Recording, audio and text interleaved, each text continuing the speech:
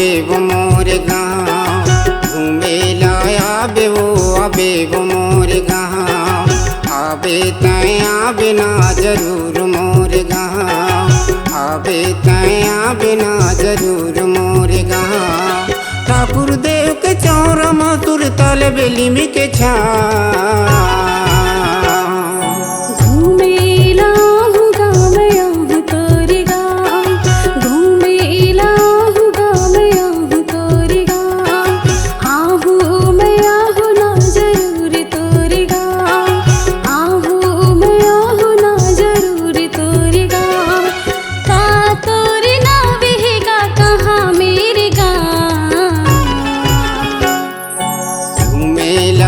आबे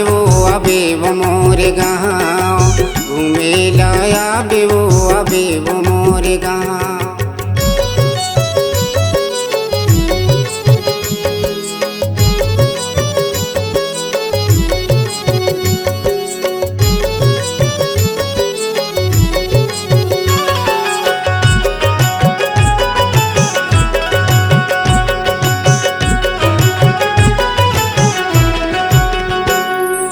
मुंगेली ले बस चले थे रायपुर ले मुंगेली वो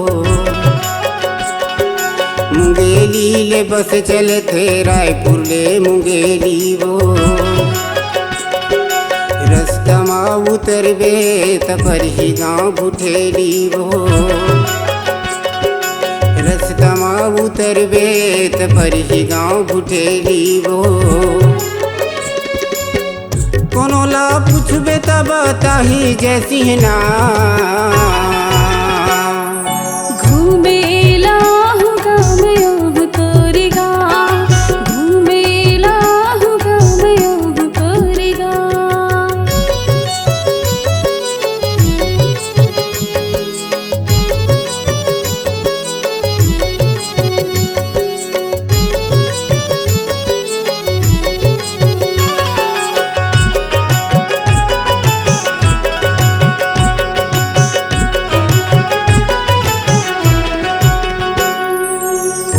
कोल की गाँव के गली लागे सुहावन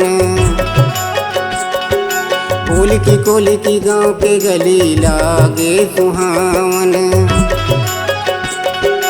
केसवा नदिया के तीर गाँव है पुरान केसवा नदिया के तीर गाँव है पुरान होत बिहनिया ले लैका करे रा घूमे लाहू गाँव यूँ तोरी गाँव घूमे लाहू गाँव यूँ तोरी गाँव।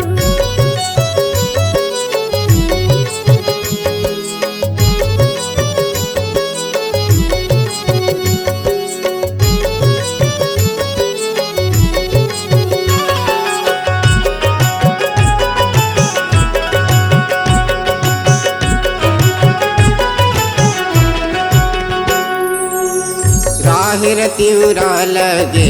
हवे भरी माँ राहिर त्यूरा लगे हवे भरी माँ दुख दुख गोठिया वो दोनों पर के तारी माँ दुख दुख गोठिया वो दोनों पर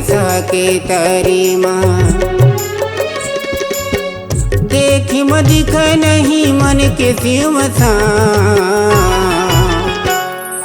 घूमे लाहू गाँव यूँ तोरी गाँव घूमे लाहू गाँव यूँ तोरी गाँव। ठाकुर देव के चौरा मातुर ताले बेली में के छा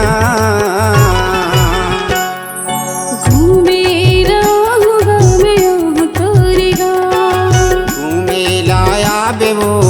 आबे गाँव पुरान घूमे लाहू गाँव पुरान घूमे लाया आबे गाँव पुरान घूमे लाहू गाँव पुरान घूमे लाया